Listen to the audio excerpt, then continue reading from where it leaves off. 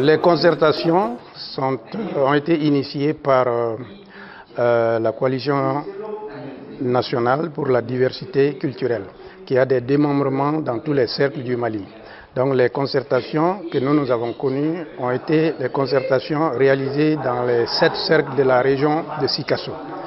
Et ces concertations concernent surtout les activités culturelles que nous essayons de diversifier et d'essayer de faire progresser.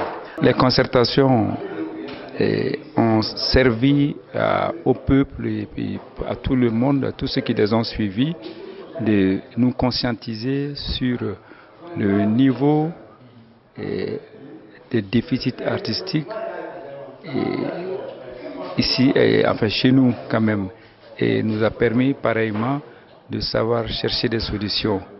Nous avons commencé d'abord par recenser dans chacun de ces cercles un certain nombre d'acteurs culturels, des élus, des artistes, des autorités coutumières, traditionnelles, des autorités politiques et administratives.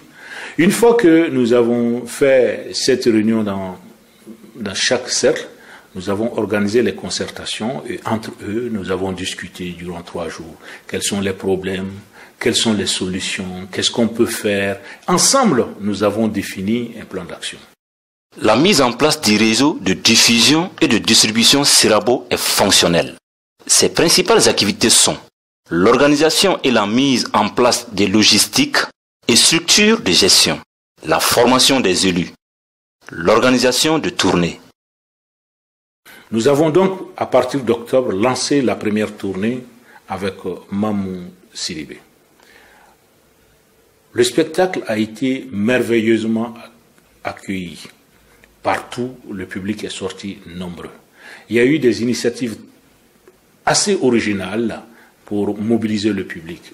Au-delà des affiches, au-delà de la bande-annonce qui est passée sur la télévision, c'était aussi les ressortissants, les associations de tel ou tel lieu qu'on a essayé d'approcher pour les faire venir.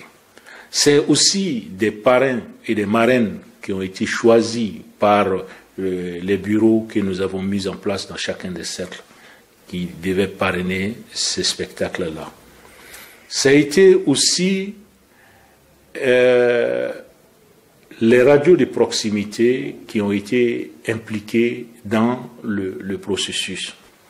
Nous avons fabriqué des marionnettes géantes pour pouvoir aussi toucher le public à travers leurs manifestations dans les rues. Donc, une fois que nous sommes arrivés dans les localités, il y avait des artistes locaux choisis par le bureau qui jouaient. De cette expérience, on nous a dit que vraiment Acte 7 a mis en place la promotion des artistes en herbe.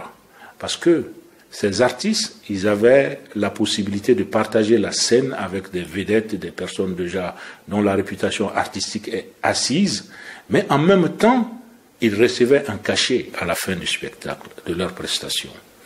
C'est des pistes. Nous avons pu constater que dans tous les cercles, il n'y a pas des infrastructures d'accueil, des hôtels, il n'y en a pas.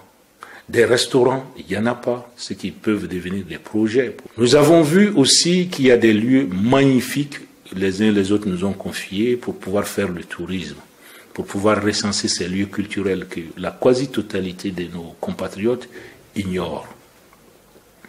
Nous avons eu à proposer du théâtre. On nous avait dit qu'il n'y a pas un public pour le théâtre. Mais là, l'expérience a prouvé que le théâtre est aimé dans ces localités. Nous avons eu même des gens qui, parce que la salle était pleine, voulaient arriver à payer pour se mettre sur les murs. On leur a dit non, nous avons une démarche pédagogique et vous n'allez pas prendre des risques pour cela. Nous allons faire venir assez régulièrement des artistes et vous allez vous organiser. Nous allons nous entraider pour nous organiser pour que vous puissiez rencontrer ces artistes régulièrement. Et alors, on nous a dit, mais vraiment, les pièces nous aident beaucoup dans l'éducation parce que c'est des thèmes qui nous permettent de nous enrichir.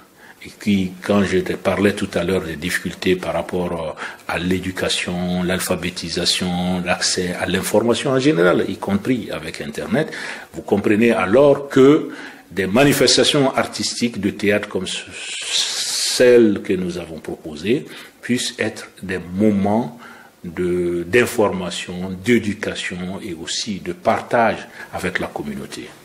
C'est très intéressant, quelqu'un me disait, mais voyez-vous, quand je passe une soirée avec quelqu'un et qu'on a ri au même moment d'un spectacle, et quand on se voit, on se rappelle de ces moments d'émotion partagée. Ça permet de renforcer l'identité, l'appartenance à une communauté, à un pays, etc. Voici des enjeux importants pour nous. Ces projets ont pu, après Mamou, nous avons amené Marc et Milohan Yakuba Sissoko avec Van Basti. Le rap est un genre aujourd'hui prisé beaucoup par les jeunes. Mais bon, on a connu des hip-hopers au Mali qui étaient beaucoup dans la malveillance, qui parlaient des problèmes qui n'ont rien à voir, à des clashs qui sont au-delà de toute moralité. Mais avec Van Basti, comme avec Milmo, on nous a dit, mais c'était comme des prêcheurs, c'était des sermons, c'est des gens qui sont venus, qui nous ont ouvert les yeux, qui nous ont tenu des propos qui nous font plaisir, qu'on aime à entendre. Ça, c'est aussi quelque chose de formidable. Beaucoup de ces jeunes nous ont dit, on ne pensait pas voir un jour chez nous Milmo. On ne pensait pas rencontrer Van Basti. Et alors, ça crée des émulations, ça permet d'élargir l'imaginaire de ces jeunes-là. Qu'est-ce qu'on peut donner aujourd'hui à une population à quasi % jeunes, sinon des possibilités de rêve, de bousculer les murs et d'aller beaucoup plus loin. S'est tenue à Sikasso du 12 au 18 décembre 2016 la 13e édition du Festival du théâtre des réalités. Réalité est pris dans le sens à quoi on s'identifie. Ce festival est né en 1996. Il est non institutionnel, mais plutôt d'initiative privée. Face à ce péril, il faut promouvoir des valeurs de tolérance, de vivre ensemble, créer des espaces de rencontre qui favorisent le dialogue.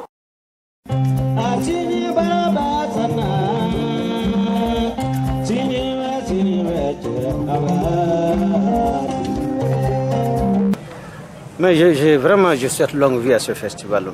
Son importance est inestimable. Parce que vous voyez, tout ce beau monde, il y a des gens que je n'ai pas vus depuis 10 ans, 20 ans, 30 ans, des amis d'enfance, qui étaient à Ségou et choses.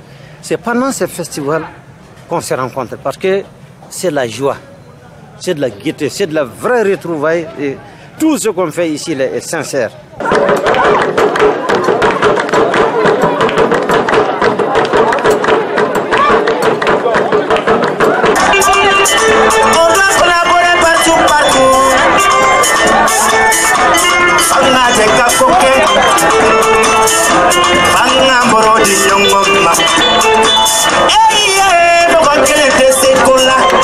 Tous les élèves ont besoin d'écoute.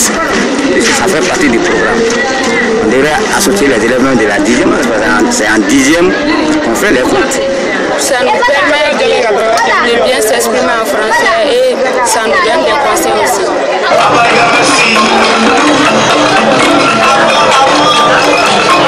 Ah,